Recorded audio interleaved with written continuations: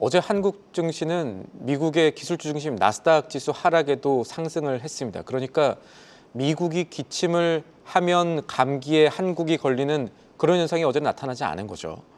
외부 요인 측면에선 중국발 희소식이 주목되고 있는 모습입니다. 어제 한국 증시의 희소식이었던 시진핑 주석의 금융 강국론에 대한 문제, 오늘 국제 읽기 시간에 자세히 살펴봅니다. 도움 말씀에 한상춘 한국경제신문 논설위원 자리에 있습니다. 안녕하십니까? 네, 안녕하십니까? 위원님, 오늘도 일단 뉴욕 증시 그리고 글로벌 증시 모습부터 좀 정리를 해볼까요? 네, 아까 그 신인기 앵커께서 미국 증시가 감기에 걸리면 우리 독감 걸린다. 이게 이제 대표적으로 커플링 현상이죠. 근데 최근에는 이제 어제 미국의 나스닥 지수가 떨어졌는데 한국은 이제 어제도 강하게 올라갔어요. 그래서 이걸 디커플링 현상 내지는 세그멘테이션 현상이라 하는데요. 지금 그 미국 주식을 투자하는 사람이 대부분 다 빅테크, 나스닥 종목에 치중하는 사람이지 않습니까? 서학개미. 그리고 우리 동학개미는 국장에 이렇게 투자하시는 분들인데 서로가 이렇게 하면 완전히 명함이 갈린다 그럽니다. 최근에 서학개미 분들이 많이 이렇게 투자했던 나스닥 지수는 연일 떨어지고 있고요. 한국 증시 같은 경우에는 이렇게 여러 가지 요인들이 호재로 작용하면서 주가 계속해서 국장에 투자하신 분들이 수익이 굉장히 많이 되는 것 같습니다. 역시 미국 증시도 지적해드린 것처럼 지수별로 그 세그멘테이션 내지는 디커플링 현상이 나타나고 있다 이렇게 보시면 되겠습니다. 오늘은 나스닥의 위기다 하는까지 얘기 나오고 있는데요. 그만큼 세 가지 요인이 겹치기 때문에 그렇다. 일단은 지금은 실적보다도 앞으로 가이던스가 문제인데요. 이 가이던스, 실적은 좋게 나오더라도 가이던스가 안 좋게 나오기 때문에 지금 실적 어닝 시즌을 맞아서 미국의 나스닥 주가가 안 좋은 배경이다 이렇게 볼 때 있고요. 연일 그 지적해드리고 있습니다는 AI 발이 피지컬을 가면서 그동안 그 소프트웨어, 빅테크 소프트웨어 기업들이 차세대 수익원을 이렇게 개발하지 못함에 따라서 이 부분이 가이던스에도 영향을 주고 그 다음에 소프트웨어의 위기론이 되면서 나스닥 지수를 끌어내리고 있다 이렇게 보시면 되겠습니다. 또 한 가지 요인은 각국의 국부 보호 움직임입니다. 그래서 그동안 어제도 말씀드렸습니다는 각국들이 이렇게 미국의 빅테크 업종, 소위 나스닥 종목을 중심으로 해서 우리 서학개미가 가장 주도가 돼서 투자했습니다는 트럼프의 그 돈노주의로 인해서 각국들이 투자 수익과 관계없이 빼는 움직임이 되고 있거든요. 그래서 나스닥 지수가 직격탄을 가고 있다 이렇게 됐습니다. 그런 과정에서 이런 것을 시청자분들한테 많이 한국 국장을 옹호하는 게 아니다. 현 정부의 친지 정책을 옹호하는 게 아니다. 이 추세다. 그러다 보니까 한국의 국장이 올라가는 가운데 일부 증권사라든가 그 다음에 서학개미들이 불안하다. 미국 주식 계속 투자해야 된다 하는 이 바이 아메리카 문제에 대해서는 나중에 상당히 손실이 커질 겁니다 하는데 최근에서는 그런 움직임을 보이고 있습니다. 그래서 일부의 마지막까지 미국 증시에 버티던 서학개미 분들이 오늘 뭐 신문이니까 또 공정한 보도니까 매일경제신문의 일면 톱에서는 사실 미국에 투자했던 이렇게 거액 투자자들이 이제 한국의 국장으로 돌아오는 모습을 보이고 있다 하는 이런 되게 되는데요. 그런 과정에서 작년부터 이 문제에 대해서는 시청자 여러분한테 계속 지적했는데요. 그것이 현실화되는 것 같습니다. 지금 타이밍상은 상당히 좀 늦은 게 아닌가 하는 생각이 듭니다. 왜 그러냐면 앞으로도 이런 현상이 지속될 수 있을 소지가 있기 때문에 그렇습니다. 지금 셀 아메리카 현상 때문에 미국의 금융 시장이 달러 경색 현상이 심화되고 있습니다. 그래서 오늘 그 달러 가치가 최근에 좀 케빈 워십 지명 이후에 달러 인덱스가 95에서 97, 98 레벨대로 일별로 조금씩 다르긴 합니다. 추세로 올라가는 데 있어서는 달러 경색 현상이 더 심화되면서 달러 가치가 경색이 심해지니까 가치가 올라가는 거다 하는 것도 말씀을 드리겠습니다. 지금 케빈 워시 연준 의장 지명 이후에 달러 경색 현상이 더 심해지고 있다고 말씀해 주셨는데 이 부분 좀 자세히 짚어주실까요? 네, 달러 경색 현상은 작년부터 계속해서 국제시장의 단기 국제시장을 중심으로 해서 계속해서 왔던 문제죠. 그래서 이 달러 경색 현상을 풀기 위해서 작년 9월에 보완적 레버리지 비율 SLB 조치가 나왔었죠. 근데 이것으로 부족하니까 결국 QT 문제를 이렇게 종결시켰지 않습니까? 12월 1일 날. 이것도 부족하니까 작년 12월 연준 회의에서 RMP 제도, 소위 지급중 비율 관리 매입 정책을 해서 돈을 실질적으로 풀리기 시작했다. 그래서 이때 시청자 여러분께 이것이 QE냐, 양적 완화냐, 아니냐, 연준에서 양적 완화가 아니다. 왜 그러냐면 통화정책 시차 내에서는 1년이니까 같은 시차 내에서 QT를 추진하고 바로 QE를 돌릴 수는 없습니다. 그런데 결과적으로 보면 RMP는 돈을 공급하니까 QT를 종전하고 이렇게 QE로 바로 하는 것은 그만큼 미국의 단기 금융 시장이 저렇게 SLB, QT 중단 이렇게 하더라도 사실 풀리지 않기 때문에 그렇다 이렇게 보겠습니다. 그러면 이제 케빈 워시 지명회에 왜 이렇게 단기 금융 시장의 달러 경색 현상이 더 심해질까 하는 측면은 파월과 달리 RMP 제도 도입해서 유동성을 공급하는 RMP와 달리 파월과 달리 QT를 지속할 의사를 비치죠. 시청자 여러분께 이걸 자세히 말씀드렸지 않습니까? 자, 물론 기준금리를 대폭 내리기 위해서 인플레 차단, 파월이 얘기했던 QE를 가지고 인플레 기대 심리를 높이고 있는데 이걸 차단해야 된다. 그러면 이제 돈의 공급에 있어서는 QT를 계속해서 추진해야 되는 입장이죠. 그러면 파월이 단기 유동성의 경색을 풀기 위해서 SLB, QT 종료, RMP제도 무속화시키는 거죠. 그러면 사실 QT를 지속해야 된다 하는 입장이 케빈 워시가 됐을 때는 이 단기 금융 시장의 금융 문제, 여전히 디폴트 문제 계속해 있는데 예. 이거 어떻게 풀어갈 것이냐, 어떻게 풀어갈 것이냐. 그래서 이제 케빈 워시한테 이런 미국의 시장에 질문이 던지고 있습니다. 케빈 워시, 당신 차기 의장인데 달러 경색 현상이 심화되면 돈을 풀어야 되지 않느냐. 근데 왜 돈을 조인다 그러냐. 그러니까 단기 금융 시장 익스펙테이션 측면에서는 굉장히 달러 경색 현상이 심화되니까 자, 앞으로 달러 가치가 달러 경색 현상이 되니까 가치가 쉽게 되지 않느냐? 가치가 올라가는 거다. 그래서 97레벨대에서 98레벨대로 된다. 이 달러 문제에 대해서 최근에 강세 이렇게 하다 보니까 뭐 지정학적 위험이 높아서 그때그때마다 다른 변수들을 하고 있는데요. 사실 이 문제가 가장 크게 작용하는 거다. 시청자 여러분, 달러 경색이 심하면 풀어야 되지 않습니까? 근데 워시는 조인다 하니까 결과적으로 단기 금융 시장의 달러 경색 현상이 더 심해지는 이런 양상을 보이고 있다. 이렇게 보게 됐습니다. 어쩌면 뭐 장기채와 단기채 정책을 다르게 가져가는 방향이 있을 수도 있겠습니다만 어쨌든 단기 유동성 경색이라는 문제, 달러 경색 현상이라는 문제는 우리가 앞으로 금융시장을 바라볼 때, 특히 미국 증시 바라볼 때 아주 중요한 변수가 될 수 있겠네요. 네, 아까 디커플링 얘기했고 세그멘테이션 얘기했는데요. 사실 단기 금융 시장의 국채 금리는 낮아지고 있습니다. 이건 단기 금융 시장은 기준금리에 많은 영향을 받칩니다. 그리고 10년 이상의 장기물 같은 경우에는 국채 금리가 계속해서 4.28 이렇게 4.27 계속 올라가고 있습니다. 왜냐하면 QT를 종료한다는 것은 대차 대조표상의 장기물 위주로 예. 이렇게 돼 있거든요. 그러면 기준금리 익스펙테이션 때문에 단기채를 내리고 내떨어지고 그다음에 10년 이상 QT를 BS를 줄이는 과정에서 QT를 지속하면 장기채 금리가 올라가는 거다. 장단기간에 스프레드에서 단기금리가 낮춰지고 그다음에 장기가 높으니까 어떤 분 같은 경우는 미국의 펀더멘털이 좋지 않느냐. 그래서 다우지수가 올라가지 않느냐. 그와는 경기 문제는 아니다 하는 것을 말씀드리겠습니다. 어떤 전문가가 한국경제TV에 와서 그렇게 얘기를 하더라고요. 그는 뭐냐 하면 우리가 일반적으로 유동성 선호 이설이라든가 그다음에 시장 불안설이라든가 리스크 프리미엄을 보면 사실 장단기 금리가 실물 경제를 반영했을 때 단기 금리가 낮고 실물 경제가 장기간 높은 단저 장거 현상이 나타났을 때에는 사실 이것을 실물 경제 회복이다. 다우존스 지수가 올라간다. 이렇게 얘기할 수가 있습니다. 근데 최근에는 기준금리를 낮춰야 된다 하는 시각에 단기 금리 떨어지고 그다음에 QT를 지속해야 된다 하는 대차 대조표상의 장기물을 매각하니까 어떻게 됐습니까? 장기물 가치가 떨어지고 반비례 가격에 있는 장기채 금리가 올라가는다. 실물 경제 예고하는 것은 아니다 하는 것을 말씀드리겠습니다. 그걸 다시 한번 정리해 드리겠습니다. 그리고 자, 그런 상태에서 우리가 이게 지금 화두가 되는 게 이 케빈 워시라는 사람은 금융위기 당시에 벤 버네키가 쳤던 헬리콥터 벤식의 금융완화 정책을 반대를 해가지고 예. 본인이 어쩔 수 없이 사임한 겁니다. 예. 자발적으로 사임한 게 아닙니다. 그러면 그때 당시에 연상시켜서 지금 이 문제를 가지고 얘기하는 거거든요. 한번 보겠습니다. 시청자 여러분, 헬리콥터 벤 처방 최근에 많이 거론되고 있는데 자, 금융위기 극복할 때는 보통 금융위기는 유동성, 돈부터 말리기 시작하죠. 이거는 미국뿐만 아니라 우리나라의 예를 들어서 은행이 내지는 기업은 돈부터 말리기 시작하죠. 이 돈부터 말리기 시작하면 어떠냐.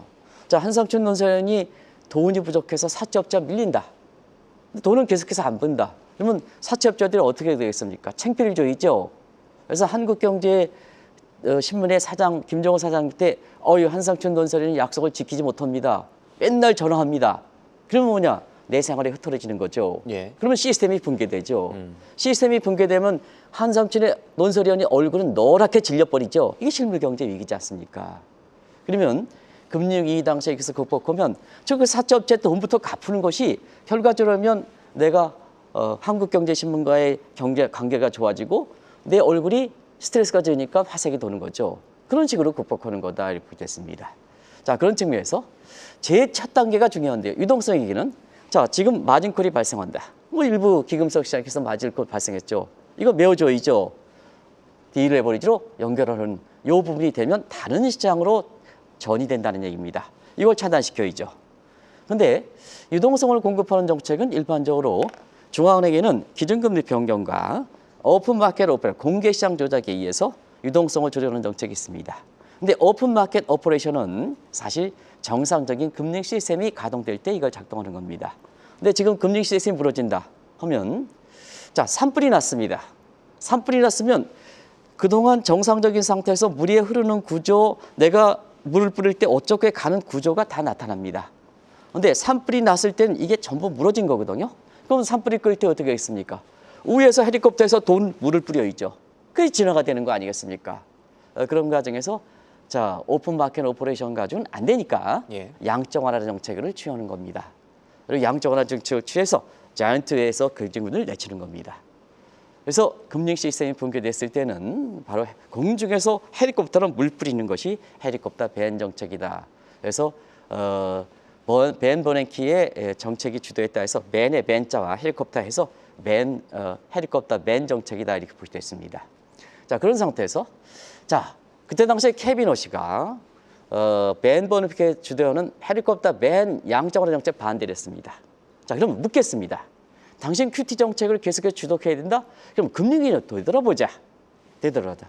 지금처럼 달러 경색이 더 심해졌을 때 큐티를 계속해서 추진하면 금융위기 더 심화되고 대공황 발생했지 않느냐. 이게 지금의 모습입니다. 큐티, 케빈 오시가 뭐냐. 큐티를 추진해야 된다 하니까 단기 시장이 더 경색되니까 과거에 돌아가서 당신 과거 금융위기 당시에 그렇게 헬리콥터 밴 정책을 반대를 했는데 그때 당시에 만약에 당신의 의견을 받아들여서 QT를 추진했다면 미국 시장은 금융위기가 이렇게 해소됐겠느냐. 1930년대 같은 대공황이 온다 하는 이런 얘기들이 지금 나오고 있다. 이거는 아마 시청자 여러분한테 향후의 미국의 통화정책 관련해서 케빈 워시라든가 트럼프와 관계를 관련해서 굉장히 중요한 미국의 학계에서 거론되고 있다 하는 것 좀 말씀드리겠습니다. 짚어주신 부분의 연장선상에서 케빈 오시의 차기 연준 의장 지명으로 가장 피해를 볼 수 있는 인물이 도널드 트럼프 미국 대통령이다라는 시각이 나온다는데 이건 왜 그런 겁니까? 네, QT를 단기 금융시장이 계속돼서 일부 레버리지 비율이 되는 것은 높은 투자했던 것은 이미 증거금 부족 현상이 지난번 기금속 시장에서 나타났지 않습니까? 예. 그러면 사실 앞으로 QT 이걸 풀어줘야 되는데 QT를 지속한다. 케빈 오시가 될 때는 결국 뭐냐? 딜레버리지 어디서 할 것이냐 하는 문제가 되죠. 그러면 지금 상태에서는 가장 쉬운 것 가치가 없는 코인 시장에서 결과적으로 할 수밖에 없죠. 그래서 코인 가격이 지난번에 기금속 시장에 증거금 부족 현상이 났을 때도 비트코인 시장에서 딜레버리지에서 메어놨다. 그래서 비트코인 가격이 또 코인 가격이 지금 많이 떨어지는 거죠. 그러다 보니까 최근에 기금속에서 은보다도 증거금 부족 현상이 됐던 금 같은 경우에는 사실 저가 인식이 되면서 차리 피킹에서 금 가격이 은보다 빨리 회복되는 모습이다. 이게 지정학적 위험 때문에 회복되는 것이 아니다 하는 것을 말씀을 드리겠습니다. 자, 그러다 보니까 트럼프는 코인 왕국론입니다. 케빈 오시의 QT가 지속된다 해서 딜레버리지에서 코인에서 딜레버리지 하니까 예. 비트코인 가격이 지금 한때 12만 원 달러 더 가는 것이 지금 7만 달러 초반까지 떨어졌습니다. 오늘 7만 달러 초반까지 떨어졌습니다. 더 왔습니다. 이런 현상에서 코인 왕국을 놓쳤던 트럼프가 케빈 호시 지배율 이후에 가장 재산 손실이 많은 거죠. 이더리움은 더 떨어졌습니다. 그리고 1년 전에 달러 트럼프, 달러 멜라소니, 이게 달러 트럼프 관련된 민코인들입니다. 이거는 뭐 완전히 휘쪽이 됐죠. 결과적으로 트럼프가 말에 시간이 시됐던 것입니다. 워시를 지명하고 나서 금리 인하에 워시가 금리 인하를 하려면 저 소송을 걸 수도 있지도 않느냐 하는데, 지금 케빈 워시 지명 이후에 사실 자기 자신에 관련된 재산 손실이 가장 많이 하니까 그 농담처럼 이 워시를 실제적으로 보면 법원에 소송해야 되는 것이 아니냐 하는 얘기가 이렇게 나오는 것도 바로 그런 측면에서 우리가 해석할 수 있다는 것을 말씀드리겠습니다. 외신에서 접하지 않는 내용들을 시청자분에 장악하여 사실 시장의 지금 분위기를 알 수가 있다. 또 케빈 워시에 나타나는, 외신에 나타나는 모습, 그거 가지고 이걸 해석하면 안 된다 하는 것을 다시 한번 말씀드리겠습니다.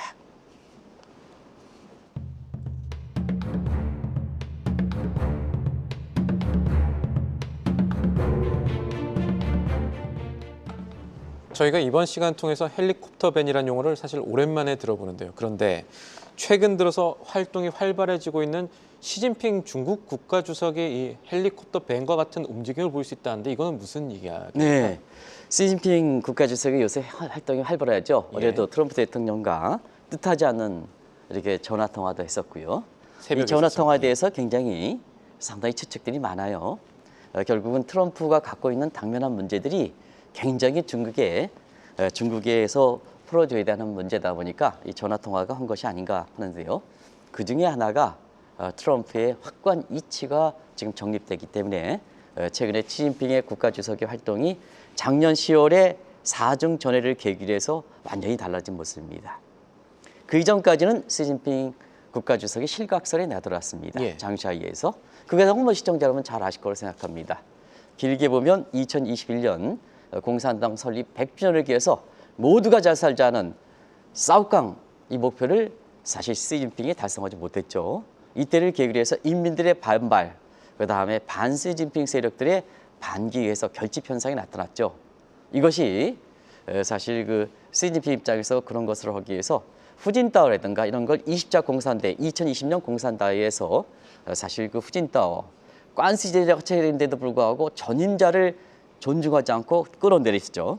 그다음이니까 반시진핑 계절이 더 결집이 되면서 군부 세력의 균열까지 갔던 거죠. 그래서 올해의 여름휴가 바로 회담 이전까지는 사실 장유사가 득세하는 게 아니냐 해서 시진핑이 실각설 된 게 아니냐 하는 것을 미국의 언론에서 오버가 될 만큼 시진핑의 실각설이 나왔습니다. 그런데 작년 여름휴가철 이후 작년 쉬었던 4중 대회를 계기로 해서 완전히 1인 체제가 확립되는 모습을 시청자들한테 전해드렸습니다. 예. 그 이후에 나왔던 첫 조치가 작년에 에이펙 회담에서 사실 그 부산에서 김해공항에서 열렸던 미중 간 정상회담입니다. 그리고 그것을 기점으로 해서 사실 올해 4월에 미중 정상회담이 열리는데요. 자, 1인 체제를 확성하니까 금융 강국론을 처음으로 나왔습니다.